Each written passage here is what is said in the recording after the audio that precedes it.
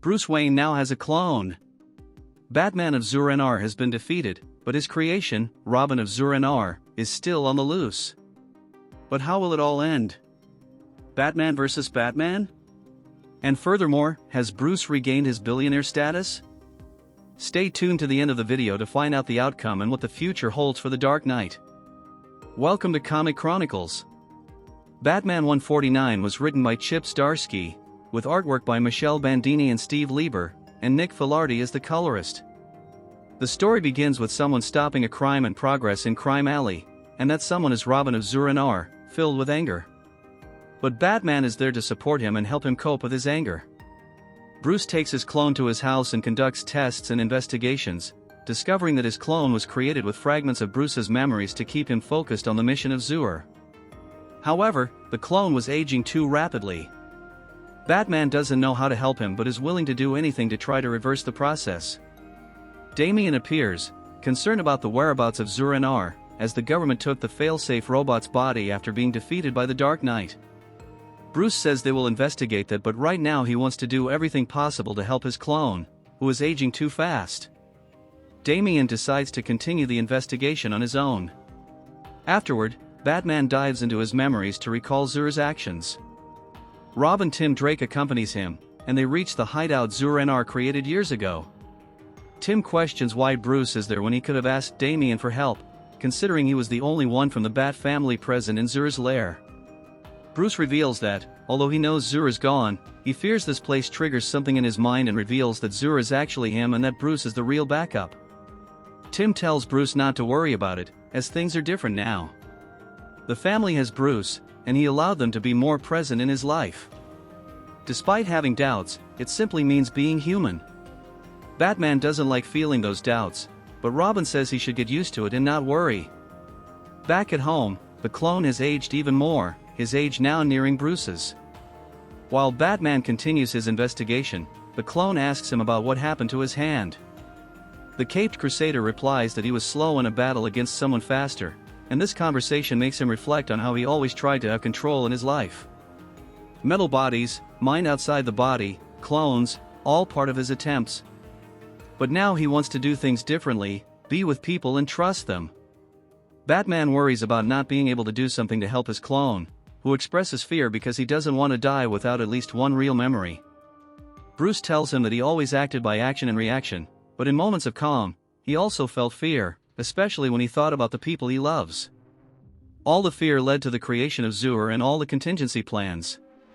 Wayne believes there must be a way to solve all this, and Zur surely knew something. Bruce Wayne continues to relive Zur's memories and goes to Wayne Enterprises.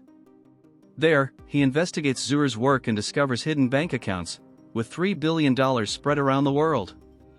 Bruce is once again a billionaire. Before we continue, if you're a Batman fan and want to stay updated on everything happening in his main comic series, leave a bat like on the video and a bat subscription to the channel. This helps us keep the channel going and helps us reach our goal of the first 1,000 subscribers. Thank you very much. Back home, Bruce finds Tim and Damian worried at the door. It's clear that his clone has aged even further and has severed his own hand to leave it for Bruce, accepting his fate more and more. Close to the end of his life, the clone apologizes, as in a way, Bruce is witnessing the end of his own life. He asks if he can die somewhere else, near Wayne Manor. Consequently, the two visit the graves of Bruce's parents and Alfred, reliving moments from the past, both good and bad, just memories. Bruce Wayne says the manor is just an empty shell without the beloved people. The clone says he would have liked to create new memories but is grateful for having Bruce's. Opening his home and heart to the boys, trading barbs with Alfred, sneaking treats from Mom after bedtime, in the end, it was a good life, a life of helping people and being helped. With his final breath, he departs. Afterward, Commissioner Savage summons Batman and informs him that he knows Batman visited his former mansion a week ago, proposing an agreement. Batman and his Bat family could have the Batcave and the mansion back, but on condition they fulfill the requests of the new commissioner. Batman declines the offer, destroys the Bat signal, and tells Savage that he will come after him at some point. Next, the Dark Knight gathers the Bat family. Now that he has regained his billionaire status, Wayne decides to do something significant with his money. His plan consists of revitalizing the dwellings in Old Gotham, charitably helping the people. The centerpiece will be the Pennyworth Mansion, where he and his family will live. The plan is to live close to the people, to get to know those who will be helped. Later at night, Bruce receives the coffin with his clone's body and decides to bury him near the new mansion. In that moment, Selina Kyle appears. They talk about everything they've been through, both the problems and the adventures. Now everything is resolved, and it's time to make new plans. Selina asks Bruce if he truly wants her to move in with him and the others to the new mansion, and Bruce responds, "Worth a shot." He wants to propose something different for the future and show her. Catwoman accepts his invitation. This issue was quite interesting. I really enjoyed the script written by Chip Zdarsky, which turned out to be much better than the Dark Prisons arc we followed previously. The dialogues in this issue, dealing with Bruce's dilemmas, problems, and his new purpose with the family, brought a sense of lightness and anticipation for how Batman will approach his crime-fighting life alongside the ones he loves. Even the creation of Bruce Wayne's clone had a great conclusion, as it allowed Bruce to see his life from a different perspective. He thanks the clone for showing him what his life has been like so far. With good and bad moments, it's been a good life. In my opinion, the way Bruce deals with himself was well concluded in this issue, providing closure to everything we've seen while opening up a new path for what's to come. Furthermore, I appreciate how he now relates to his family, in complete contrast to Zur-en-Arrh's attitudes, who saw Batman's partners as mere soldiers. Bruce sees them as his family, he helped them, and they've helped him. Regarding Batman's psyche, Chip Zdarsky tackled that issue well throughout his run while also resolving past situations that occurred to the Dark Knight. Bruce now has his hand back and is a billionaire again, but now he wants to be more active within the city, living inside Gotham City instead of being detached from it. However, not everything is perfect, as there are still loose ends to be resolved in the upcoming arcs.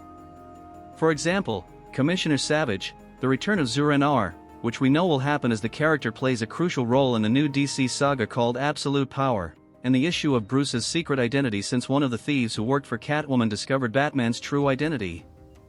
Furthermore, Savage himself is aware of it, so there is still much to be resolved in Chip Zdarsky's run.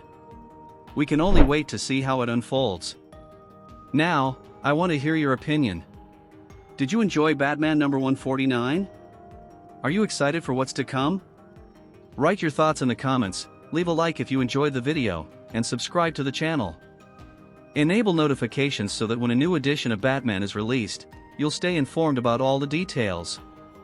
I invite you to check out our playlist containing monthly editions of Batman, where we cover all the details of the Dark Knight's monthly comics. Thank you very much, and see you in the next video.